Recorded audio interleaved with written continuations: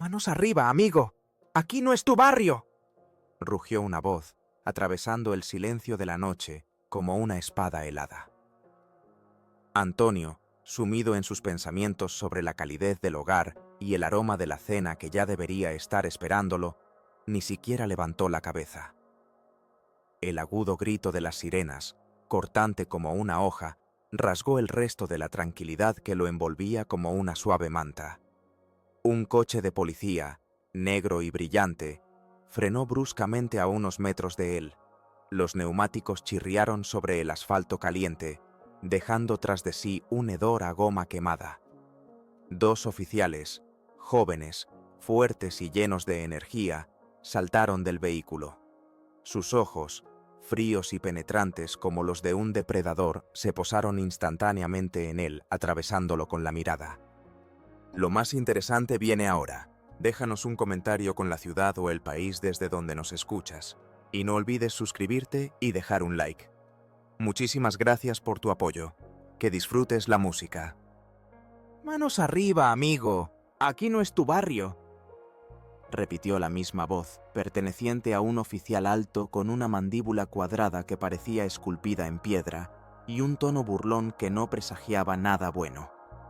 Sus palabras, como un latigazo, resonaron por la tranquila calle, atrayendo la atención de los escasos transeúntes. Antonio sintió cómo su corazón se encogía. Era una sensación familiar. Recordó cómo una vez, cuando solo tenía 17 años, lo detuvieron en la esquina de una calle mientras regresaba de la biblioteca. Los oficiales registraron su mochila, vaciando todos sus libros sobre la acera sucia, y se rieron de sus intentos de explicar que solo estaba estudiando. Ese frío miedo, esa humillación de tener que probar su inocencia solo para existir, todo eso volvió a inundarlo. Pero ahora era otra persona. Era un juez federal, un hombre que impartía justicia. Y, sin embargo, ese viejo miedo, grabado en su memoria, regresó por un instante. Solo después, cuando sus manos ya estaban sobre el capó frío y brillante de un BMW gris, y las frías y metálicas esposas aprisionaban sus muñecas con un característico clic, Antonio pudo realmente comprender lo que había sucedido.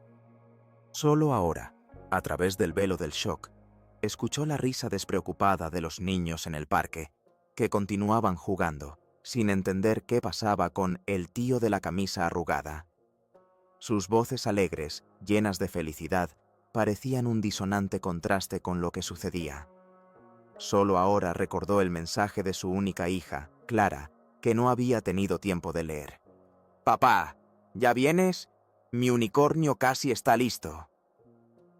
Ese mensaje, lleno de inocencia infantil y expectativa, atravesó su corazón con un dolor agudo, haciéndole darse cuenta de toda la absurdidad e injusticia de la situación. Lo rodearon en cuestión de segundos. El aire a su alrededor se espesó, impregnado del olor a ozono tras el frenazo y un ligero, apenas perceptible aroma a sudor de los oficiales, mezclado con su colonia. Antonio levantó lentamente las manos. Su mirada era serena, casi analítica, como si estuviera evaluando la situación en lugar de ser su víctima. Vio en los ojos de los oficiales no solo sospecha, sino algo más profundo, un prejuicio arraigado que parecía estar escrito en sus rostros, como si el tiempo lo hubiera grabado. Era ese mismo prejuicio con el que él mismo había luchado toda su vida y que, para su amarga sorpresa, ahora se volvía en su contra. «Ese coche es mío», dijo Antonio en voz baja. Sintió cómo sus palabras, simples y veraces, se estrellaban contra una pared invisible pero impenetrable de su prejuicio. Para los policías, sus palabras solo aumentaron las sospechas. Lo empujaron bruscamente hacia el coche. Las esposas se cerraron con un clic metálico y lo arrastraron hacia el vehículo patrulla. Antonio sintió el frío del metal en sus muñecas, pero su rostro permaneció impasible. Sabía que lo más importante ahora era mantener la calma. Cada nervio en su cuerpo estaba tenso como una cuerda. Algunos transeúntes observaban en silencio. Sus rostros expresaban curiosidad y desaprobación. Otros sacaban sus teléfonos para grabar lo que ocurría, como si fuera un espectáculo más. «Otro ladrón atrapado», murmuró alguien de la multitud, y esas palabras, como astillas afiladas, se clavaron en el alma de Antonio. Lo escuchó, y en su interior se levantó una ola de amargura, ardiente como ácido. Él, un hombre que dedicó su vida a la justicia, ahora se había convertido en víctima de un juicio injusto. El oficial, al notar que lo estaban grabando, sonrió con desdén. Sus labios se estiraron en una cruel mueca y dijo en voz alta para que todos escucharan: «Si vas a robar, al menos aprende a lucir rico». En el aire resonó una risa cruel y humillante que parecía dirigida personalmente a él. Esa risa se grabó en la memoria de Antonio como una marca. 20 años, pensó Antonio, como un eco. 20 años construyendo mi reputación, luchando por la justicia en las salas del tribunal, dictando sentencias, defendiendo a los inocentes.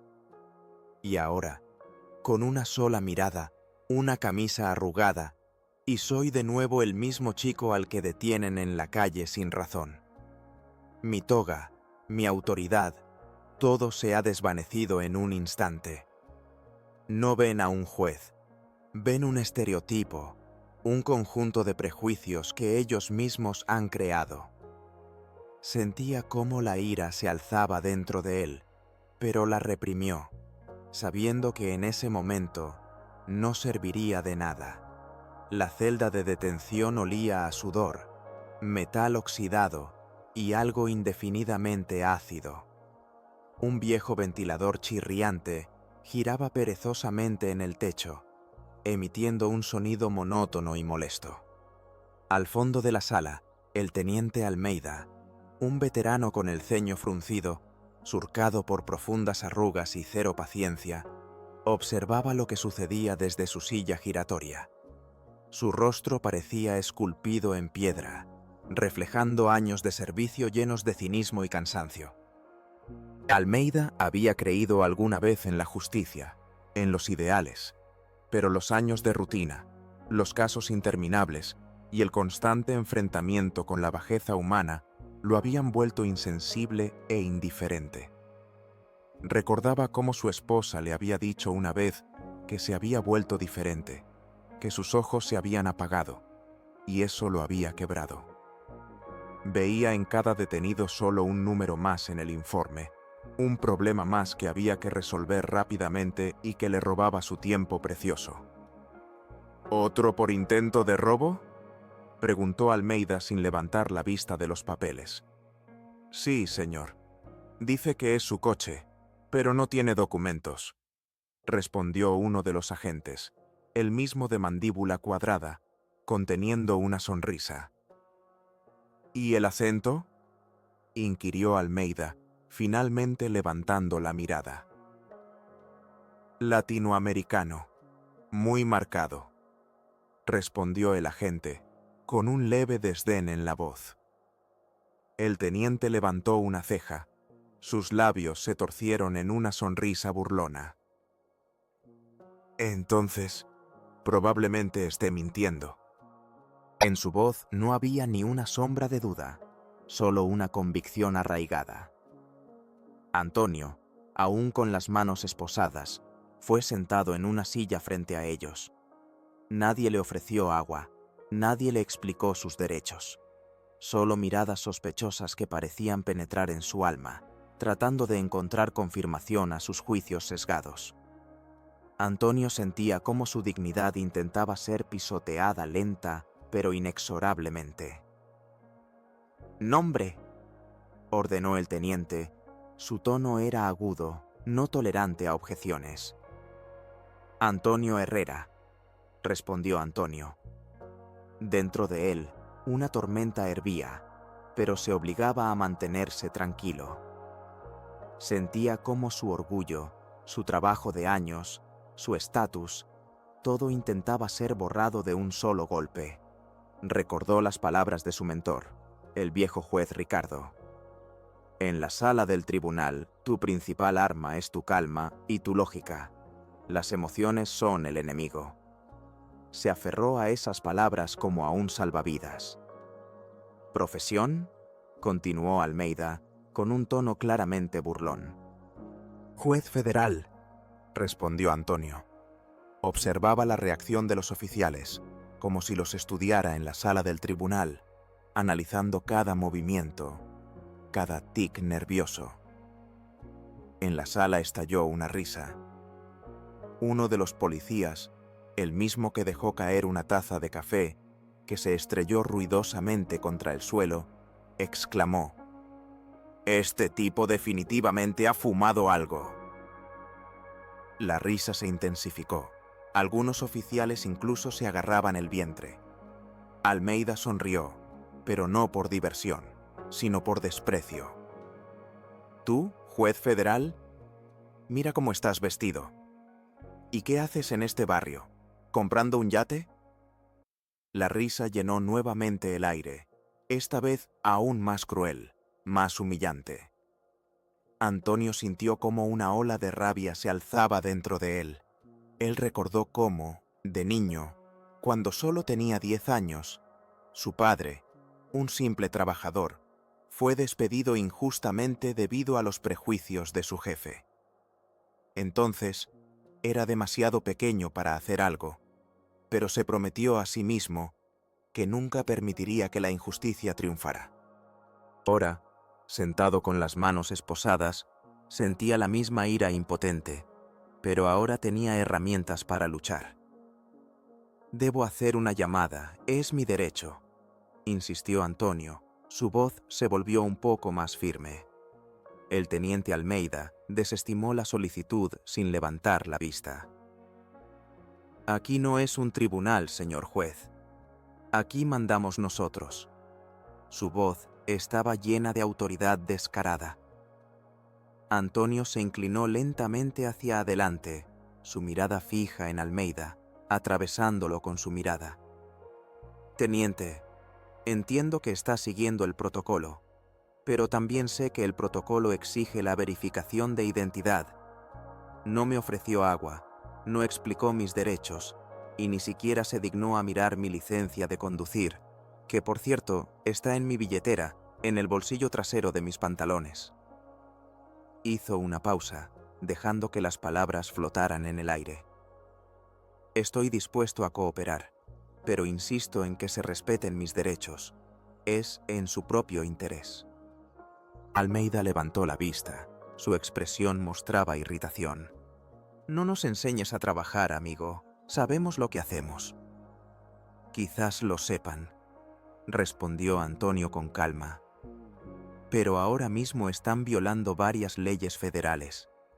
Y créanme, sé de lo que hablo».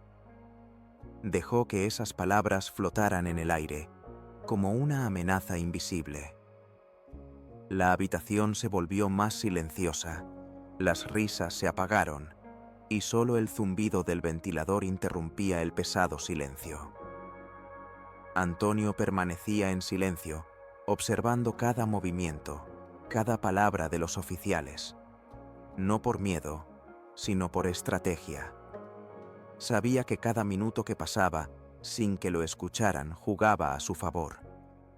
Él era el juez, y entendía cómo funcionaban los procesos legales, cómo se recopilaban las pruebas, cómo se formaba un caso. Sabía que sus errores, sus prejuicios, su violación de procedimientos serían sus principales argumentos. Esperaba el momento perfecto para asestar el golpe decisivo. Y ese momento llegó. Cuando vio al oficial hurgando en su mochila sin permiso, sacando su cuaderno de notas y arrojándolo descuidadamente sobre la mesa, algo cambió en su mirada. Sus ojos, que antes estaban tranquilos, brillaron con un destello frío y acerado. No era solo un cuaderno, era su herramienta de trabajo, que contenía información confidencial sobre casos actuales. Era una violación grosera que no podía ser perdonada. «Ese cuaderno contiene información judicial confidencial», dijo Antonio con voz firme, sin elevar el tono, pero con una autoridad que no podía ser ignorada. Su voz resonó en el silencio de la habitación, como el golpe de un martillo. El teniente Almeida levantó la vista, incómodo por ese inesperado matiz. No esperaba tal firmeza de una persona a la que acababa de humillar. «Ahora crees en tu cuento, ¿verdad? ¿Qué más tienes ahí? ¿Una toga?», murmuró Almeida, tratando de recuperar el control de la situación. Pero su voz ya no sonaba tan segura. Había notas de duda. Antonio cruzó las piernas, aún con las manos esposadas, y miró directamente a los ojos del teniente. Su mirada era penetrante, como si lo viera a través de él. «¿Cuánto tiempo ha pasado desde que verificaron la identidad de un detenido antes de reírse de él?», preguntó. Silencio. Por primera vez, el sarcasmo se detuvo en el aire. El tono ya no era el de una víctima suplicando por clemencia, era el tono de alguien que tomaba el control de la situación, que pasaba a la ofensiva. Uno de los jóvenes policías, Juan, el que estaba junto a Almeida, dudó. Era un novato, aún no endurecido, y su conciencia parecía estar despertando.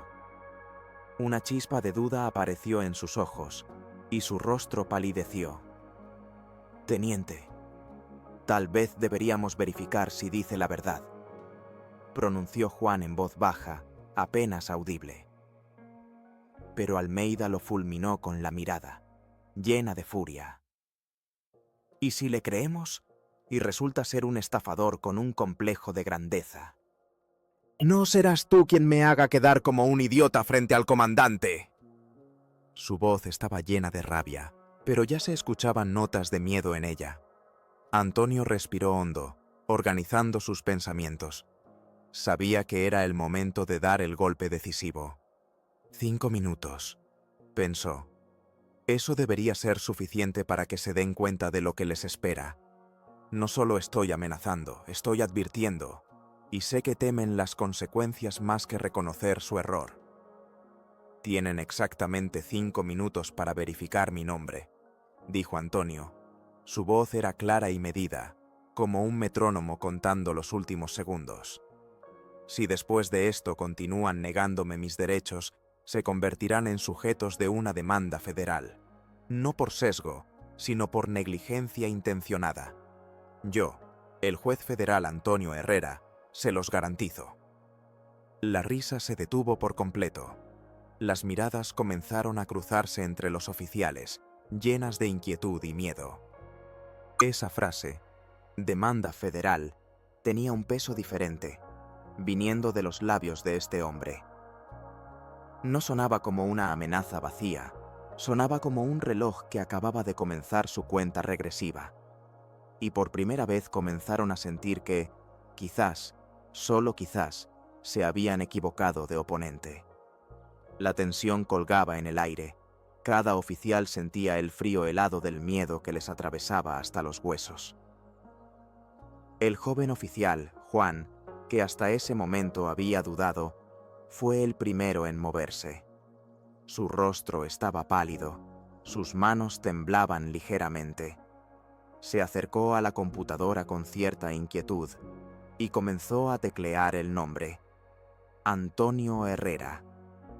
Presionó Enter. Los segundos se alargaban, como si el silencio pesara toneladas, y cada latido de su corazón resonaba en la habitación. En la pantalla comenzaron a aparecer resultados. Al principio, nada parecía importante, pero de repente una línea de texto hizo que su rostro se pusiera aún más pálido y sus ojos se agrandaran de terror. «Teniente, hay un Antonio Herrera registrado como juez federal, asignado al Distrito Central. El mismo nombre, la fecha de nacimiento coincide, la foto también», susurró Juan, su voz apenas audible. Almeida se levantó de golpe de la silla derribándola con estruendo. «¿Qué dijiste?», gritó. Sus ojos se agrandaron de horror y su rostro se deformó por el pánico. El joven giró el monitor y ahí estaba. La fotografía de Antonio, vestido con una toga negra, prestando juramento ante el tribunal. La misma sonrisa firme pero serena, la misma mirada penetrante. El silencio era absoluto, solo se oía el zumbido del ventilador, que ahora parecía ensordecedor. «No, esto no puede ser», pensaba Almeida frenéticamente. Su cerebro funcionaba al límite. «Es un error. Una coincidencia. No puede ser. Un juez. Mi carrera. Todos mis 30 años de servicio. Todo lo que he construido». Su rostro se deformó por el conflicto interno, al darse cuenta de que su mundo se estaba desmoronando. «Eso no prueba nada. Puede ser una coincidencia, un nombre común», murmuró, pero su voz temblaba, traicionando el pánico que lo había abrumado. Antonio no titubeó. Observaba su pánico con un frío cálculo.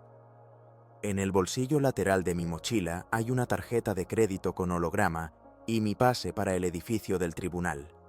¿Por qué no los revisan?», sugirió. Otro oficial, más experimentado, sacó lentamente los documentos. Sus manos temblaban mientras verificaba la autenticidad. Después de la verificación, la tensión se convirtió en pánico. «Es auténtico, teniente, y tiene nivel de acceso federal», dijo, su voz llena de horror y sus ojos agrandados.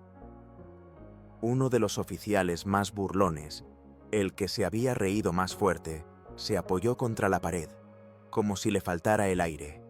Su rostro era de un gris ceniciento, y su respiración estaba entrecortada. «Pero él estaba en un BMW. ¿No fue robado?», murmuró, tratando de encontrar alguna excusa. Antonio sonrió por primera vez, pero no era una sonrisa alegre, era una sonrisa de superioridad. «Pueden verificar la matrícula. Ahí está mi nombre. Los números están actualizados. Y si revisan las cámaras del centro comercial, verán que entré por la puerta principal, saludando al portero, que, por cierto, me conoce, e incluso bromeé con él sobre fútbol». Cada frase era otra piedra cayendo sobre la torre de prejuicios que habían construido, desmoronándola hasta los cimientos. Él ya no era simplemente otro detenido, era un hombre con pruebas irrefutables, con argumentos sólidos, con un poder indiscutible. Y lo más devastador, cada error que cometieron fue registrado, y era solo cuestión de tiempo antes de que saliera a la luz. «Estamos en serios problemas», murmuró uno de los oficiales, su voz llena de desesperación y sus hombros caídos. Mientras la atmósfera se calentaba, uno de los agentes, visiblemente nervioso, recordó algo. «¿Y qué pasa con la cámara corporal, teniente?».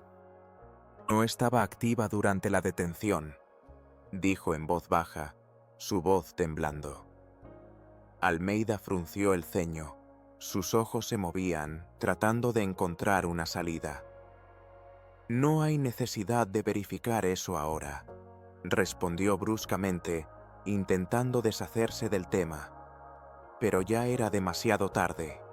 El joven oficial, Juan, el mismo que sintió una punzada de conciencia, dio un paso adelante.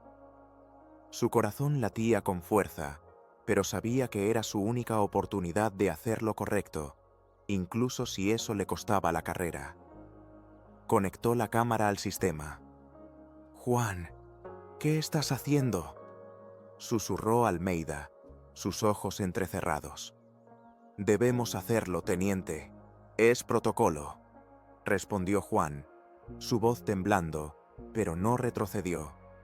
Presionó el botón. En la pantalla apareció el video de la detención con un sonido nítido. Se escuchó un leve crujido, luego la voz de un oficial, distorsionada por el altavoz, pero clara. Allí estaban todos los comentarios sarcásticos, burlas, risas y lo más serio. El momento exacto en que uno de los oficiales abrió la mochila de Antonio sin orden ni consentimiento. «Esto es un registro sin causa suficiente», murmuró Antonio, mientras todos observaban, ya sin ocultar su incomodidad. Sus rostros estaban llenos de vergüenza y horror. En el aire se podía sentir un miedo que parecía palpable. El video también mostró algo que ninguno de ellos había notado. El reloj de Antonio, un modelo exclusivo con una grabación personalizada en la parte posterior. «Gracias por tu justicia, papá. Clara». Un regalo de su hija, un símbolo invaluable de su conexión, algo que nadie en su sano juicio robaría o guardaría con tal nivel de detalle emocional. Pero el golpe final llegó cuando el mismo video captó a un testigo intentando acercarse durante la detención. Un hombre con uniforme de seguridad privada, que se escuchó diciendo: «Él es un cliente del edificio, tiene una tarjeta de acceso». Pero su voz fue ignorada, lo empujaron literalmente. «¿Y por qué no se mencionó a este testigo en el informe?», preguntó Antonio, ya sin alzar la voz, pero sus palabras sonaron como un veredicto que no podía ser revocado. Nadie respondió. Los policías intercambiaron miradas, como si estuvieran sobre hielo delgado que a punto de romperse. El teniente Almeida intentó cerrar la ventana del video, pero el joven oficial Juan lo detuvo. «No podemos ocultarlo, ya está en el sistema. Y si él presenta una queja, lo primero que revisarán será este archivo», dijo Juan, su voz firme como el acero. Antonio se levantó lentamente, aún con las manos esposadas. «¿Todavía piensan que el problema soy yo?», preguntó, mirando uno a uno a aquellos que lo habían humillado. Su mirada estaba llena de no ira, sino de una profunda decepción que parecía penetrar en el alma misma. Y en ese momento, el miedo cambió de dirección. Pasó de Antonio a quienes lo habían detenido. Antonio se puso de pie. Ya no era un detenido, no era un sospechoso. Era un hombre que, segundo a segundo, recuperaba no solo su libertad, sino también su dignidad. El silencio en la sala pesaba más que cualquier sentencia. Todos sabían que habían cruzado una línea, pero nadie se atrevía a decirlo en voz alta. ¿Saben qué es lo más triste?, comenzó Antonio con una voz clara que parecía penetrar en el alma. Hizo una pausa, permitiendo que sus palabras se asentaran en el aire, como polvo. No es que me hayan esposado sin pruebas, no es que se rieran de mi acento o de mi ropa, es que ya no me sorprende. La verdadera devastación proviene de la realización de que si no tuviera este puesto, si no fuera juez federal, ahora estaría sentado en una celda, esperando una llamada que quizás nunca llegara. Mi historia es solo una de miles, quizás millones de casos en los que personas inocentes sufren por los prejuicios ajenos y la ceguera sistémica. Lo he visto en mi tribunal innumerables veces, pero nunca pensé que yo mismo estaría al otro lado de las rejas. Y lo más aterrador es que ustedes, las personas encargadas de defender la ley, se han convertido en parte de esta ceguera. Los oficiales bajaron la mirada. Algunos fingían leer documentos, otros simplemente tragaban. Sus rostros estaban pálidos. Almeida, quebrantado, con los hombros caídos, parecía como si todo el mundo le hubiera caído encima. «¿Qué he hecho?», pasó por la cabeza de Almeida. Sus pensamientos se agitaban como bestias acorraladas. 30 años de servicio. ¿Todo por esto? Mi esposa ha dejado de hablarme, mis hijos evitan mi mirada. Siempre me he justificado diciendo que el sistema es así, que no se puede hacer de otra manera, pero él demostró que se puede. Demostró que simplemente fui un cobarde. Me he convertido en aquello que una vez desprecié. ¿Y cuántos más hay ahí afuera? ¿Cuántos han sido detenidos por cómo lucen, por cómo hablan, porque no pueden defenderse con títulos y credenciales? Antonio se volvió hacia todos. Hoy se equivocaron no porque no supieran quién soy. Se equivocaron porque no les importaba saberlo. Porque decidieron, como lo hacen cada día, que con ciertas personas no vale la pena verificar nada. No vieron a un ser humano, sino un conjunto de estereotipos. Uno de los agentes mayores murmuró, su voz llena de justificaciones. Simplemente seguimos los protocolos. Antonio lo miró fijamente. Los protocolos no humillan. Eso lo hacen las personas que deciden cómo aplicarlos. Los protocolos son herramientas, pero en manos de quienes siguen ciegamente los prejuicios, se convierten en armas. Y hoy las usaron como armas.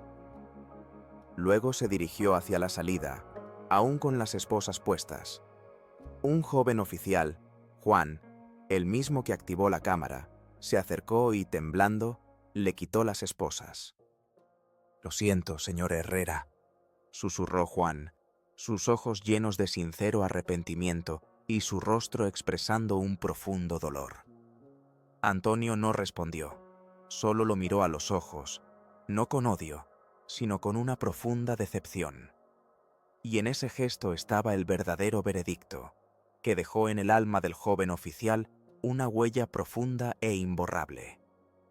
Después de que le quitaron las esposas, Antonio sintió como la sangre volvía a fluir hacia sus muñecas. Se las frotó, tratando de deshacerse de la sensación de frío y presión. Salió de la comisaría, y el aire fresco de la noche le pareció el más puro y libre que jamás había respirado. Pero esa libertad era amarga. Le esperaba su BMW, que parecía ser el único testigo de su humillación. Se sentó al volante, y sus manos, que apenas habían estado atadas, apretaron firmemente el volante. Encendió el motor, y el sonido del motor, que normalmente le era tan familiar, ahora sonaba ensordecedor. Condujo a casa en completo silencio. Sus pensamientos se agitaban como mariposas en un frasco cerrado. En casa, Clara ya estaba dormida. Miró en su habitación. La pequeña figura, durmiendo plácidamente bajo la manta, parecía un frágil milagro. Arregló la manta que se había caído y la besó suavemente en la frente. Su rostro inocente, su respiración tranquila, era lo único que le daba fuerzas, un ancla en un mar tempestuoso de injusticia. Pensó en cómo su pureza contrastaba con la suciedad que acababa de experimentar. ¿Cómo podría protegerla del mundo que tan fácilmente juzga por la apariencia? Se sentía cansado, pero no era el cansancio que se siente después de un largo día de trabajo. Era el cansancio de la injusticia, de la lucha, de la realización de cuán frágil es la justicia en este mundo. Se acostó en la cama, pero el sueño no venía. Las imágenes de los policías, sus burlas, la risa de Almeida, todo giraba en su cabeza, sin darle paz. Él pasó el resto de la noche mirando al techo, reflexionando sobre lo que había sucedido y sobre lo que debía hacer. Un domingo cualquiera, unos días después del incidente, Antonio paseaba por el parque cerca de su casa. Estaba vestido, como siempre, de manera sencilla. Unos viejos jeans, una camisa arrugada y una mochila de cuero al hombro. En su muñeca brillaban sus relojes con grabado. Clara corría unos metros por delante, jugando con otros niños. Su risa resonaba por el parque, llenando el aire de alegría. El sol se ponía suavemente, tiñendo el cielo de tonos naranjas y rosas, y el mundo parecía, por un momento, estar en equilibrio, como si todos los problemas hubieran desaparecido. Una mujer de mediana edad, con un rostro cansado pero lleno de esperanza, se acercó tímidamente a él. Sus ojos estaban rojos de llanto, pero en ellos ardía una chispa de determinación que parecía capaz de derretir el hielo. Ella lo reconoció. «Usted es el juez del video, ¿verdad?», preguntó. Su voz temblaba. Antonio asintió con una suave sonrisa que parecía calmarla. Ella bajó la mirada, nerviosa, jugando con los bordes de su bolso. «Solo quería decirle gracias. A mi hijo lo detuvieron hace muchos años por algo que no hizo, pero nadie lo escuchó. Cuando vi su historia, sentí que alguien realmente hablaba por nosotros, por aquellos que no tienen voz». Su voz se quebró y respiró hondo, tratando de contener las lágrimas. Mi hijo, Andrés, solo tenía 19 años. Un chico talentoso, soñaba con ser ingeniero. Lo acusaron de un robo que no cometió. La policía simplemente no quería escuchar. Lleva 3 años en prisión. Su historia es tan parecida a la suya, pero con un desenlace trágico. A usted lo escucharon porque es juez. A mi hijo nadie lo escuchó. Antonio tomó su mano con respeto. Su toque era cálido y reconfortante. Ahora nos escuchan porque usted también ha hablado, compartiendo su historia. Cada una de estas historias, cada intento de ser escuchado, crea una ola de cambios. Su valentía inspirará a otros. Regresó a casa, pero ya no podía alegrarse. Las palabras de la mujer resonaban en su cabeza. A usted lo escucharon porque es juez. A mi hijo nadie lo escuchó. Recordaba su experiencia, la humillación, el miedo, su victoria personal, que parecía tan significativa, ahora se sentía incompleta, inacabada. Sentía sobre sí la responsabilidad de aquellos que no podían hablar por sí mismos, que estaban aplastados por el sistema que él había jurado proteger. Clara vio que su padre estaba preocupado por algo. Se acercó a él, su pequeña mano se posó en su rodilla, como tratando de consolarlo. «Papá, ¿ayudaste a esa mujer?», preguntó Clara. Sus ojos estaban llenos de una sabiduría infantil que parecía penetrar en el alma misma. Antonio respiró hondo. «Solo he comenzado, querida. Su hijo, Andrés, está injustamente en prisión. Su historia es muy parecida a la mía, pero él no tuvo la suerte que tuve yo.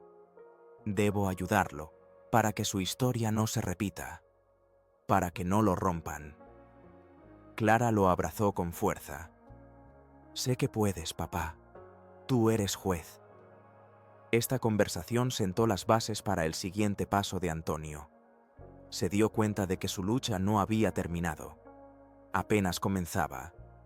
Sentía que su vida había adquirido un nuevo sentido, una nueva dirección. Antonio no durmió en toda la noche. Se sentó en su oficina, rodeado de libros de derecho que parecían mirarlo desde los estantes. Leía sobre el caso de Andrés, cada palabra, cada letra. Solicitó todos los documentos, los protocolos de interrogatorios, las grabaciones de las cámaras de seguridad. Comenzó su propia investigación, utilizando sus contactos y conocimientos adquiridos en 20 años de servicio. Se sentía como un detective que busca la verdad en un laberinto de mentiras. Los primeros pasos fueron difíciles, como si estuviera atravesando una densa niebla. Revisaba antiguos informes policiales, en los que había muchas incongruencias. Los testimonios eran contradictorios y las pruebas parecían haber sido recolectadas apresuradamente, como si alguien quisiera cerrar el caso lo antes posible. Él sentía el olor de la parcialidad que impregnaba cada página, cada línea. Se dirigió a sus colegas jueces, pero se encontró con la burocracia y el escepticismo, como si hubiera chocado contra una pared invisible.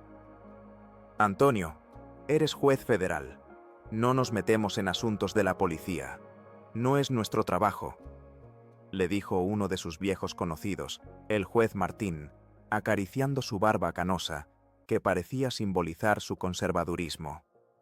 «El caso ya está cerrado, y nadie quiere revisarlo. Esto podría crear un precedente que no necesitamos». «¿Crear un precedente para la justicia?», respondió Antonio. Su voz era fría como el hielo. ¿No es eso para lo que estamos aquí? ¿No es ese el sentido de nuestro trabajo? Jefatura de policía, tratando de evitar un nuevo escándalo tras el incidente con Antonio, obstaculizaba su investigación. Se le negaba el acceso a ciertos documentos, citando confidencialidad y la investigación no concluida. Esto creaba un nuevo y más serio conflicto que parecía poder consumirlo. Antonio sentía que el sistema, aparentemente, intentaba sofocar su iniciativa como un pulpo gigante. Pero Antonio era inflexible. Sabía que necesitaba un aliado desde dentro. Y lo encontró. Ese joven oficial, Juan, que le había ayudado en la comisaría, ahora trabajaba en el Departamento de Derechos Humanos. Juan, inspirado por el acto de Antonio, le pasaba en secreto documentos internos e información que podría ayudar en el caso. Señor Herrera, no puedo arriesgar mi carrera, pero creo en lo que está haciendo, dijo Juan por teléfono, su voz tensa y su respiración entrecortada. He encontrado algo en los archivos que puede ser útil. Grabaciones de cámaras de seguridad de otra tienda, ubicada cerca del lugar del crimen. La policía las ignoró. Antonio sintió un torrente de esperanza, como un sorbo de aire fresco. Era una pista. Pasó noches en vela estudiando esas grabaciones, cuadro por cuadro, como si intentara encontrar una aguja en un pajar. Aumentaba la imagen, ralentizaba la reproducción, hasta que lo notó. En la grabación se veía al criminal, huyendo, cojeando ligeramente de la pierna derecha, apenas perceptible, pero constante. Andrés, como descubrió en su historial médico, nunca había cojeado. Era un pequeño, pero irrefutable detalle. Luego, al revisar las grabaciones de otra cámara, ubicada en la esquina de la calle, notó que el criminal llevaba una chaqueta inusual con un logo brillante del club de béisbol local, que Andrés, un ávido fanático del fútbol, nunca habría usado. Estos dos detalles parecían gritar la inocencia de Andrés. Antonio reunió todas las pruebas, construyendo su defensa con cuidado, como un arquitecto que edifica una fortaleza inexpugnable. Logró que se revisara el caso de Andrés. Era sin precedentes, algo que no sucedía en décadas. Él mismo se ofreció a ser su abogado, utilizando su autoridad y reputación para atraer la atención pública al caso. Las noticias sobre la nueva audiencia se difundieron rápidamente, atrayendo a periodistas y defensores de derechos humanos de todo el estado. La sala del tribunal estaba llena. El aire estaba electrificado por la expectativa, como antes de una tormenta. La familia de Andrés se sentó en la primera fila, sus rostros llenos de esperanza y miedo, y sus ojos fijos en Antonio. Andrés, pálido pero con un destello de esperanza en sus ojos, se sentó junto a Antonio, sus manos temblando. La madre de Andrés tomó sus manos entre las suyas, como si temiera que él desapareciera de nuevo, y el padre, un hombre robusto que normalmente no mostraba emociones, secaba silenciosamente las lágrimas. Antonio comenzó su intervención con calma, pero su voz sonaba firme y segura, como si estuviera pronunciando un veredicto. No solo utilizaba argumentos legales, contaba una historia. Habló sobre los prejuicios sistémicos que llevaron a esta tragedia. Mostró las grabaciones que probaban la inocencia de Andrés, señalando la cojera del criminal y su chaqueta. Él presentó los testimonios de nuevos testigos que confirmaban su coartada. Este joven, Andrés, fue condenado no por un crimen, sino por cómo se veía, por su origen, dijo Antonio. Su voz temblaba de emoción, pero se mantenía firme como una roca. Se convirtió en víctima de la misma ceguera que enfrenté yo mismo. Pero a diferencia de mí, él no tenía voz, no tenía un estatus que lo hiciera escuchar. y por eso estoy aquí.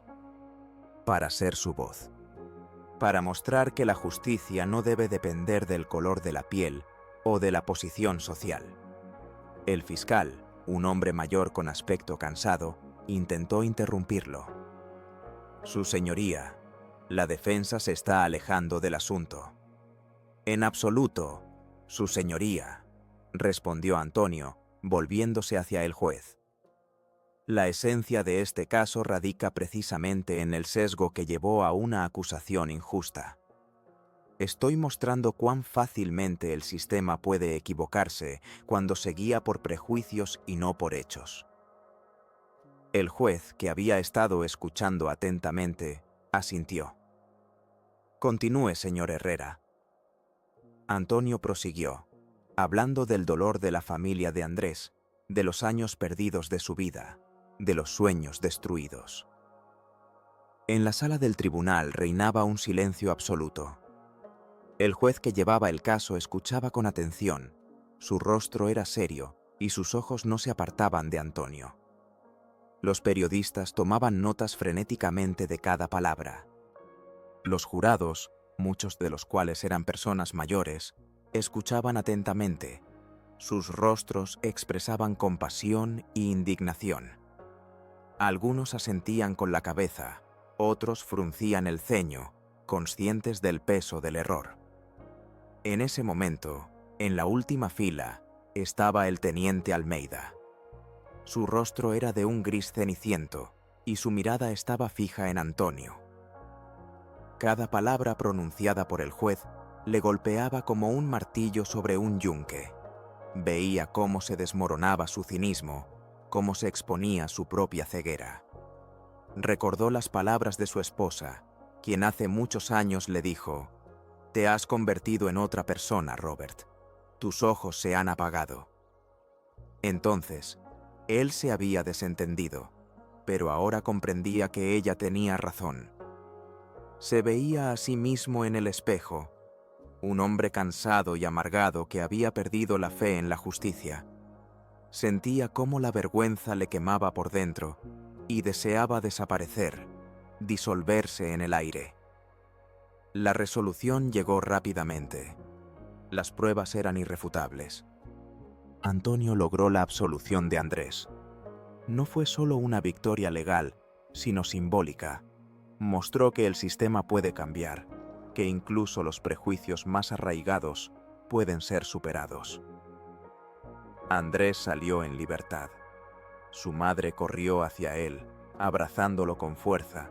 Las lágrimas de alegría corrían por sus mejillas y la risa se mezclaba con sollozos. «Mi niño, mi niño», susurraba ella. Andrés, por primera vez en 3 años, sonrió de verdad. Antonio se reunió con ellos. En sus ojos vio no solo gratitud, sino esperanza. Esperanza de que la justicia es posible, de que el mundo puede ser mejor. Antonio regresó a casa tarde en la noche después del juicio. Clara ya dormía, y él miró silenciosamente en su habitación. La pequeña figura, durmiendo pacíficamente bajo la manta, seguía pareciéndole un frágil milagro. Arregló la manta que se había deslizado y la besó suavemente en la frente. Su rostro inocente y su respiración tranquila se convirtieron nuevamente en su ancla en el mar tempestuoso de la injusticia, lo único que le daba fuerzas. Pensó de nuevo en cómo su pureza contrasta con la mugre que había vivido, y cómo podría protegerla del mundo que tan fácilmente juzga por las apariencias. Pero esta vez sentía no la amarga fatiga de antes, sino un placentero agotamiento por un trabajo bien hecho, por la realización de que había podido cambiar la vida de alguien. Por la mañana, durante el desayuno, Clara, terminando su tostada con mermelada, preguntó: «Papá, ¿ayudaste a ese hombre?» Antonio sonrió. «Sí, querida. Andrés ahora es libre, y debo ayudar a muchos más. Hay muchos más Andrés que necesitan una voz». Clara, sentada a la mesa, comenzó a dibujar. Primero dibujó un gran y hermoso unicornio, y luego, junto a él, una figura de un hombre con una capa ondeante, con un rostro firme pero amable. Era su papá. En cuanto al teniente Almeida, su carrera, como Antonio había predicho, se derrumbó. La investigación interna, iniciada tras el incidente con el juez, reveló numerosas violaciones. Fue suspendido de su cargo y luego despedido. Su esposa, que se había distanciado de él desde hacía tiempo, solicitó el divorcio. Almeida, quebrantado y solo, intentó encontrar consuelo en el alcohol, pero cada sorbo solo intensificaba su vergüenza y arrepentimiento. Se convirtió en un recordatorio viviente de lo fácil que es perderse a uno mismo, cediendo al cinismo y los prejuicios. Juan, un joven oficial que mostró valentía, por el contrario, comenzó su camino hacia el cambio. Permaneció en el Departamento de Derechos Humanos y se involucró activamente en las reformas. Tuvo que enfrentarse a la resistencia de la vieja guardia, a burlas y sabotajes, pero no se rindió. Se convirtió en la voz de aquellos que dentro del sistema deseaban un cambio, y su carrera, lenta pero segura, comenzó a ascender, convirtiéndose en un símbolo de esperanza para la transformación. La última escena. Antonio está sentado en su oficina. En su escritorio hay una pila de nuevos casos que le han entregado, informes sobre personas detenidas injustamente, cartas de familias que piden ayuda. Las mira, y en sus ojos no hay cansancio, solo determinación. La primera carta es de una anciana, cuyo nieto fue detenido por simplemente estar en una parada en un barrio inapropiado, esperando el autobús. La segunda es de un hombre que perdió su trabajo debido a una acusación falsa basada en rumores. La tercera es de una madre, cuyo hijo fue condenado a una larga pena por un delito menor que cometió su amigo, pero debido a la falta de un buen abogado y al sesgo del sistema, toda la culpa recayó sobre él. Antonio comprende que esta es su nueva misión, su verdadero llamado. Su lucha personal se ha convertido en algo mucho más grande. Se ha convertido en un símbolo de esperanza, la voz de aquellos que eran invisibles. Y está listo para continuar esta lucha, paso a paso, caso por caso, para que el mundo sea un poco más justo.